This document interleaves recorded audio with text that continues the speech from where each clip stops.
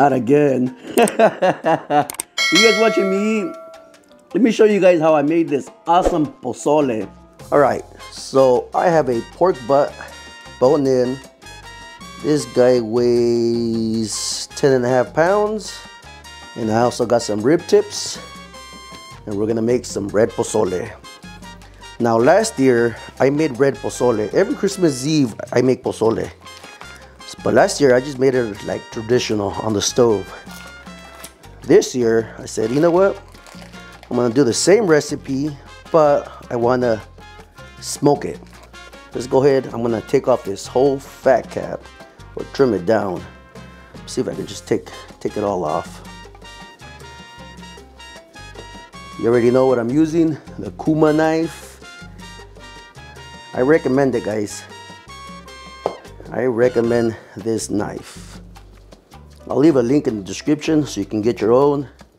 It's a very inexpensive knife and it cuts like a charm. So we're gonna just knock off this fat. Only because I don't want our pozole to be really fatty. I want it to be clean, a clean broth. Let's go ahead and cut this in smaller chunks because I want to smoke this. Let's see. And I want bite-sized chunks in my pozole. I always like to choose pork butt and rib meat. It's the best, guys. It's a perfect combination for the pozole. You have two different textures, two different meats, and let me tell you guys, it pairs up perfectly. For today's rub, I'm using PS seasoning. This stuff is bomb. Season these bad boys. Always make sure to get both sides. You guys get the idea. It's pretty simple. Chile California pods. All I did is clean them up, take the seeds out, the membrane, and I have, I don't know, 10 to 15 pods. I also have Chile Pasilla. I also cleaned those out. Pretty simple, guys. I mean, it's nothing to it. And I also got 5 pods. And I got 1 Chile de Árbol. As you can see, that little tiny one right there, that little red one. And then I have a whole head of fresh garlic cloves. All right, guys, I do have the Z-Grills preheating at 300 degrees because I want a lot of this fat to render. One by one would have been too hard. Just trying to get the job done, guys. All right, guys, stick around. I'll be back in 1 hour. 1 hour later. Oh, yes, we got a beautiful, beautiful color there, guys. Look at that, looking gorgeous. Looking gorgeous. All right, let's pull this meat off. Put it in my container over here.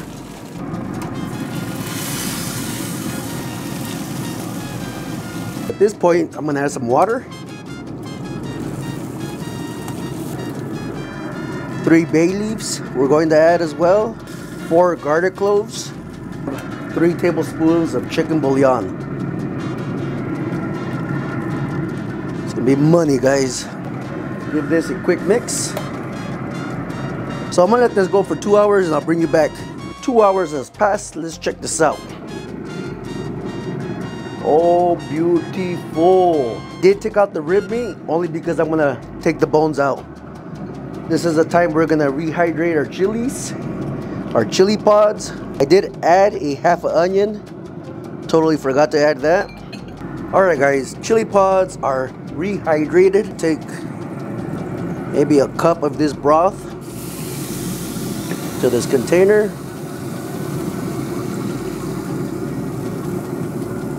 About 1.5 cups, guys. We're gonna blend this up. We're gonna go ahead and add the rib meat. I couldn't stop eating it. That's how good it was, guys. I just could not stop eating that. So dang good. We're also gonna add some hominy, Juanitas. You can add whatever brand you guys want. All right, guys, I think that's good enough right there. Let's go make our salsa. I have the chilies that we pulled out of the pot there and some of the stock. Go ahead and transfer that to the blender. We're also gonna add a quarter of an onion, 1 chile de árbol, 3 garlic cloves. We're gonna put some allspice, believe it or not.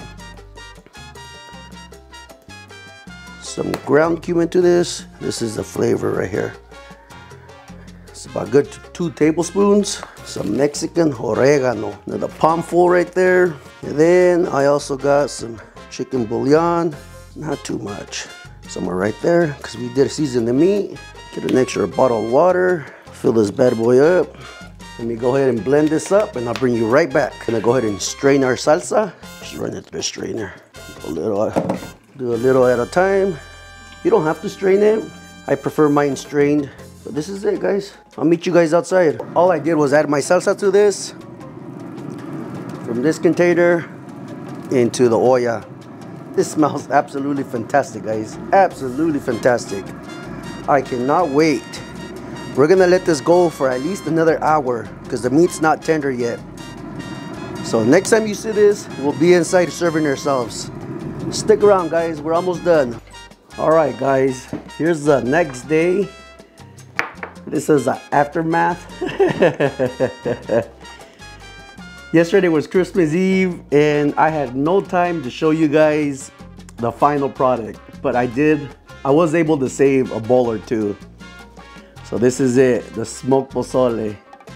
And let me tell you guys something, it was delicious. It was so delicious that they finished it, put it that way. It's better today than it was yesterday. This took about 4.5 hours to cook. It took a good while, guys. I was able to feed my in-laws and my family, and plus me, my wife, and our kids. It was a lot of pozole. See you guys next week.